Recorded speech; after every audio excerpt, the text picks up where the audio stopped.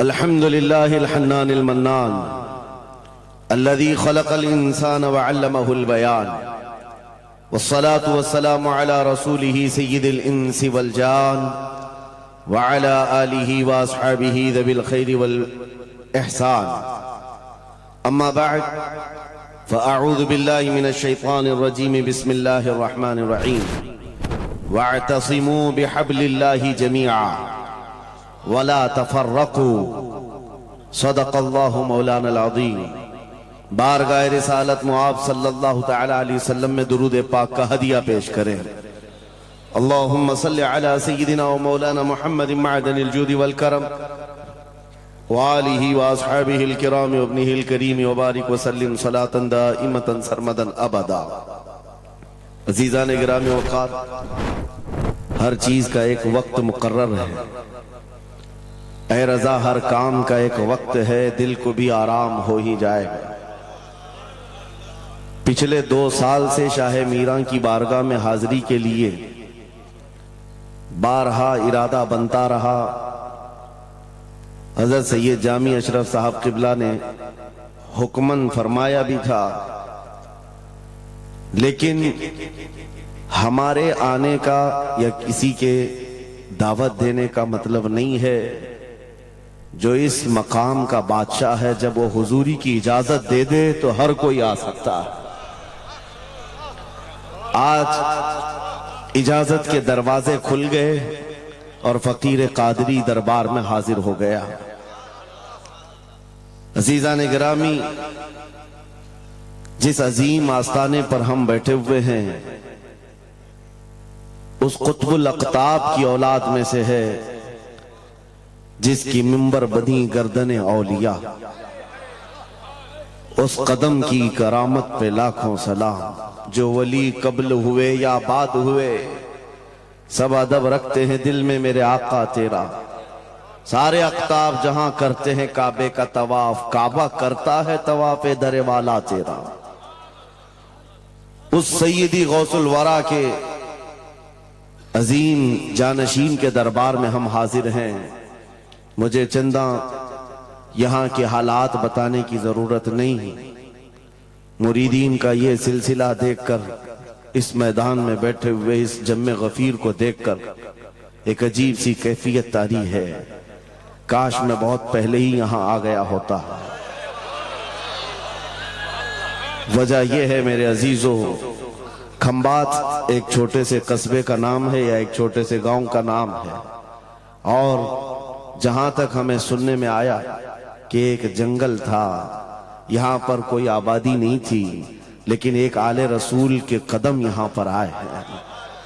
गौसे पाक का साहबजादा यहाँ आराम कर रहा है, लेकिन उसकी खिदमत के लिए भी जिसको चुना गया वो भी आले गौस है, वो भी आले रसूल है।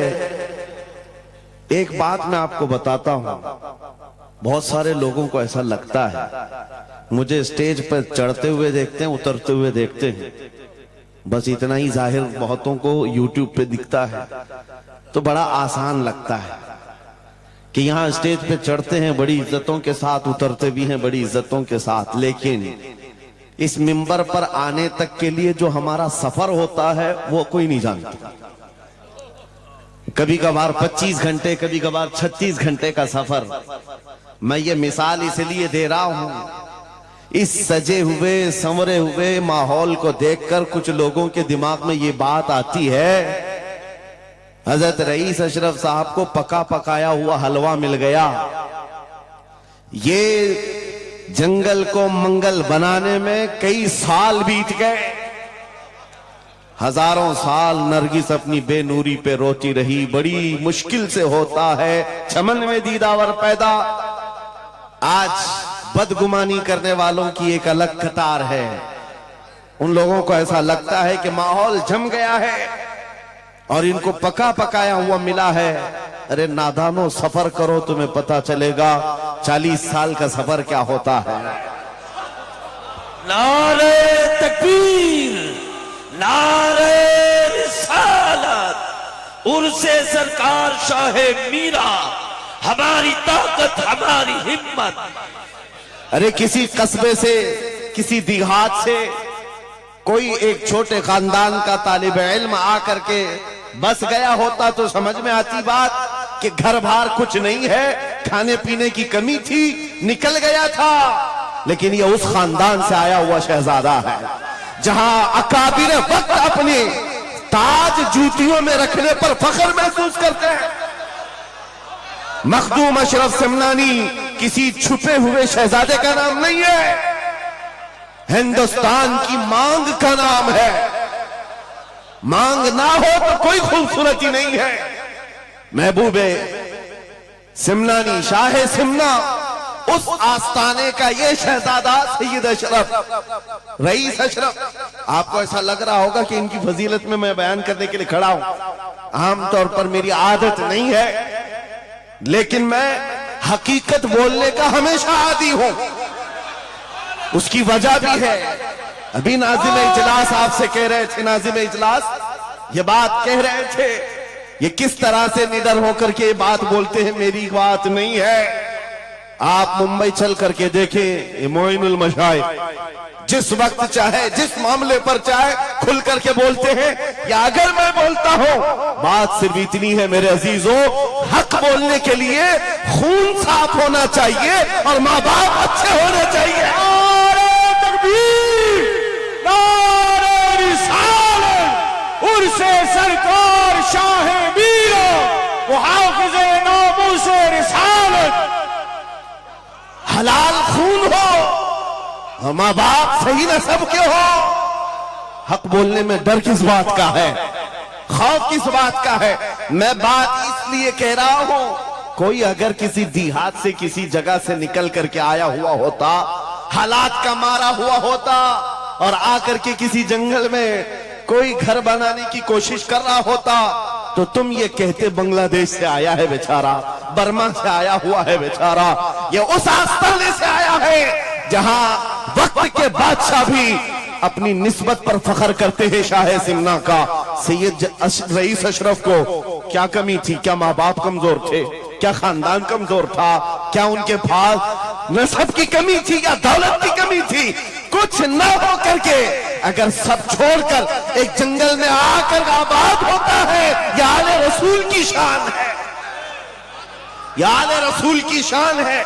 इसलिए मैं आपको बिला मुबालगा ये बात कह रहा हूं। मुझे फख्र है इस बात के लिए क्योंकि मेरे बाप ने बचपन से हमें 3 चीजें सिखाई है जो रसूल पाक की हदीस है। मेरे आका ने फरमाया, अल्लिमू औलादकुम सलासा खिसाल, हुब्ब नबीयिकुम व हुब्ब अहली बैतिही व तिलावतल कुरआन। मेरे आका ने फरमाया, अपने बच्चों को 3 बातें सिखा करके जाना। नंबर 1, अपने नबी की मोहब्बत सिखाओ। नंबर 2, नबी की अहले बैत की मोहब्बत सिखाओ।